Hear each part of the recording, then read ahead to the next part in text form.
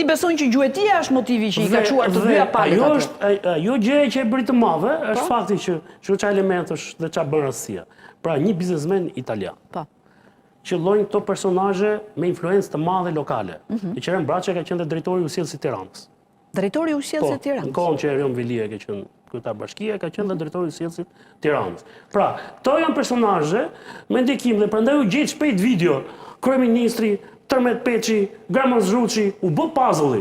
Dhe u bë lidhja tani, karteli aty, hyn bën media të sulë për vrat, pasi shkoi vend në ngjarje sa verifikonte. Plas sidomos to rrjetet to media që janë webet, ato janë të frikshme me mënyrën si e përhapin, sa shpejt e përhapin. Sa shpejt e përhapin, po. Dhe këto që orientuan dhe komplet, edhe mediat italiane prandaj shkon asaj rrugë. Dhe detyrimisht gjë e parë shkon, ky aksioner fabrike tullash në kryeqytet, ka 25 vjet që ndron Tiranë.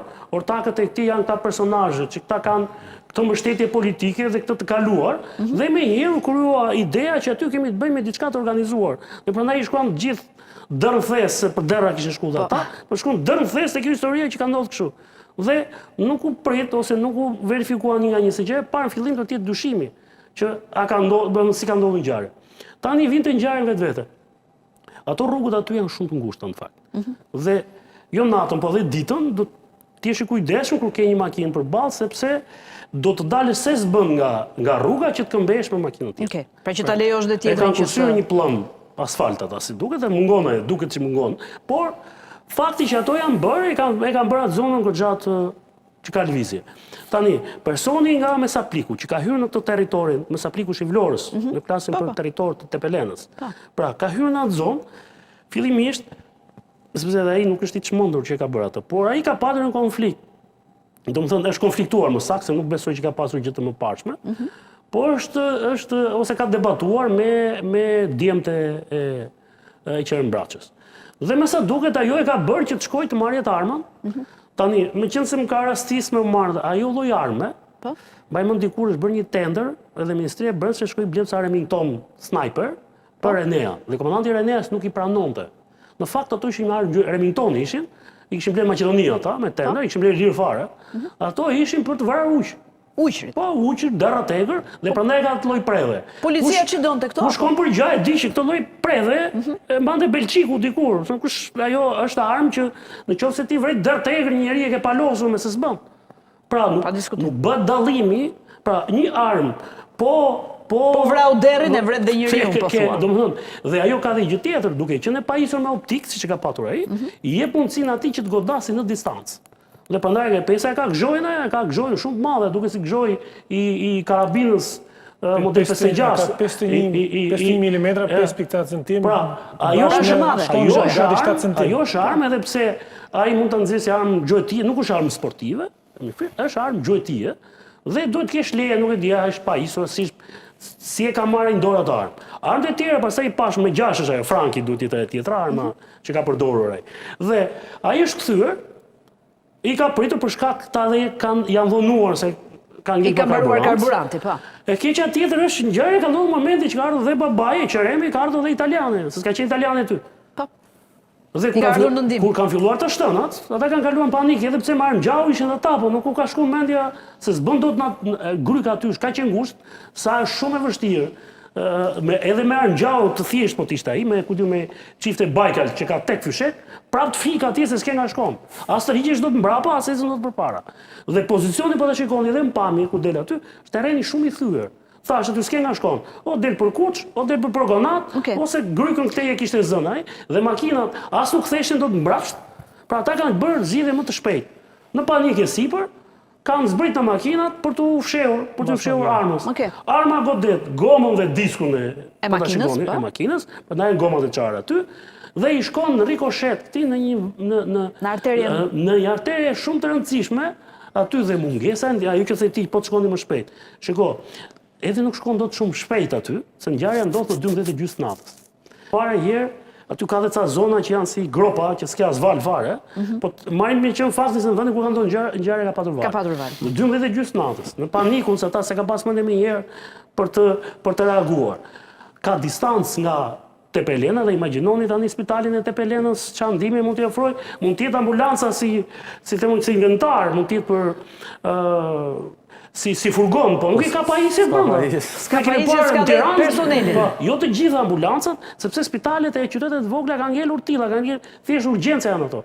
E para, distanca është e madhe sepse rruga është e ngurtë dhe minimalisht do një orë gjysmë të vish aty, pra për të ardhur në vendin e ngjarjes.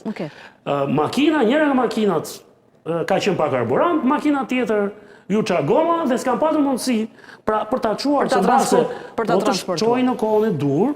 Edhe mund se nga hemoragjia ka gjetur vdekjen. Dhe gjithë kjo pjesa mbrapa, pastaj misteri që shiko, këta flasin, po nuk përputhen thënjet e këtyre, goditja është bërë kështu, pastaj kjo ishte ajo që u torë në kryeqytet dhe e bëri ngjarje të madhe. Tani, personi që e ka bërë atë, që e ka bërë atë lloj. Kamber Sulçe, Kamber Sulçe, pra nga Mesapliku. Po çikosh ai nuk janë gjetur në zjarri që janë me shumicë në atë zonë. Nuk ka parcel hashashi që nuk ruhet pa Kalashnikov. Taksative kjo. Në fat, në momentin më të keq që s'është Kalashnikov, në s'ka ndaj Godinov, ndaj Mitrolov, s'ka ato karabina vjeçe. Nuk i gjen ata në veri ka dhe Draganov, janë ca të kputa i snajper i kohës sistemit komunist. Pra, dhe ati nuk është gjetur... Pra fakti që si është gjetur Kalashnikov, çfarë tregon? Nuk ka bërë çudi që si gjetur asnjë lloj arme tjetër se është normale në atë zonë. Por ai kishte armë të gjallë, të armë dhe s'ka pas nevojë për atë armë. Tani pse ka reaguar ashtu? Kjo është një gjë që duhet kapet ai dhe na tregojë personat që kanë qenë në krau tjetër. Çfarë kanë? E kanë lënë të kuptohet që shiko ka qenë një konflikt i momentit. Tani është ashiqare 100% i konfliktit të momentit, apo jo, kjo është një gjë thash që duhet të ezaurohen të gjitha, pra edhe të shikohet edhe të merret të deklarimet e atij, edhe të personat të bëhet një përputhje për të parë motivin, por që ngjarja e vrasja e italianit, se kjo e bëri të rëndësishme. Se para ca ditësh në zonën e Kelmendit ka ikur 40 vjeçar atje. Edhe thanë, i shkau kamba, thanë kishte dalë për gjallë, por për gjallë mes gushtit edhe në vap nuk dilet, ai s'kishte as armë gjallë, pa ai kishte qenë te parcelat e Ashashit. Edhe për të mbuluar pjesën tjetër, mos bëj operacioni të shkonin te parcelat, tha rrëshkiti ky ran humner, edhe i gjetëm aty. Pra, kjo është momenti, tu po e fus tek ajo pista e dytë që shkoi mbi ngjarjen. Sepse duke qenë që zona është zonë e ekspozuar e kultivimit të kanabisit, kjo dihet.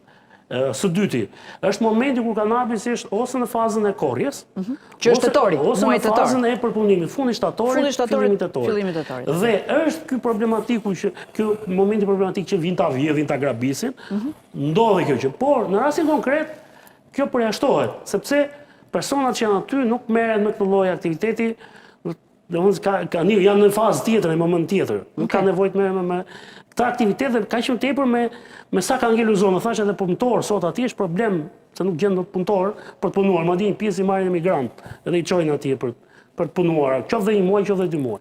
Pra, vrasja e italianit, në momentin kur ti e the që doli dhe raporti, por raporti doli mbrapa.